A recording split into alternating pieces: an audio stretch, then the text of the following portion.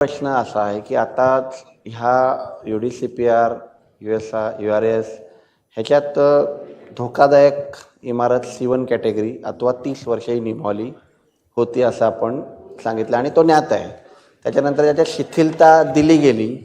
तर हे काय शिथिलता दिली आहे? म्हणजे माझं घर उद्या 10 वर्षात सुद्धा धोकादायक झालं तर मला लागू होईल का क्लस्टर? हा माझा उपप्रश्न आहे. किती वर्षाची शिथिलता दिली आहे? कसं आहे, हे महत्त्वाचं आहे त्यासाठी. प्रश्न होता की इमारतीचं वय किती असावं. निश्चितपणे त्याच्यामध्ये जी अट आहे की 30 स्क्वेअर मीटरपेक्षा कमी घर असेल 75%, 10,000 स्क्वेअर फीटचं बांधकाम, 10,000 स्क्वेअर मीटरचा एरिया राहावा.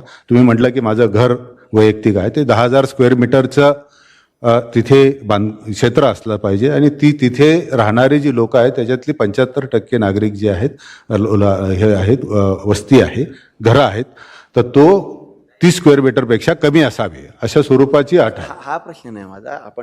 माझा प्रश्न आहे घराचं वय सांगितलं 30 वर्षाचे आपली अट 30. आणि त्याच्यामध्ये ही जी अट दुरुस्त झाली 154 मध्ये, त्याच्यानुसार वय आता दिलेलंच नाही आहे इमारतीचं. मला तेच म्हणायचं होतं, म्हणजे 10 वर्षाचं झालं असेल वय दिलेलं नाही त्यांचं. असं त्याच्यामध्ये चर्चेमध्ये ज्यावेळेस मीही होतो त्या सुरुवातीच्या काळामध्ये, तर आपण जर लिव्हेबल स्पेसेस देण्याचा विचार करतो की अजून 10 वर्षाने 12 वर्षाने एखादी इमारत जीर्ण होईल, मग मात्र तुम्ही त्याला तर काय रोखणार नाहीत, मग तोपर्यंत त्याने 180 स्क्वेअर फीटच्या घरापर्यंतच राहावं.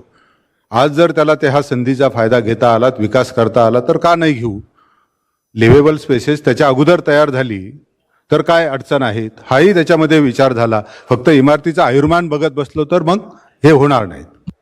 C1 झाल्याची अट आहे. C1 अट कंपल्सरी आहे ना. पण क्लस्टरसाठी जसं मी म्हटलं आपल्याला की त्याच्यामध्ये 30% स्क्वेअर मीटरपेक्षा कमी क्षेत्राच्या सदनिका ह्या 75% असाव्या. नाही, धोकादायक होणं गरजेचं आहे. C1चा नाही आहे. चालेल, ओके. म्हणजे C1 नसला तरी तो क्लस्टर आम्हाला लागू आहे.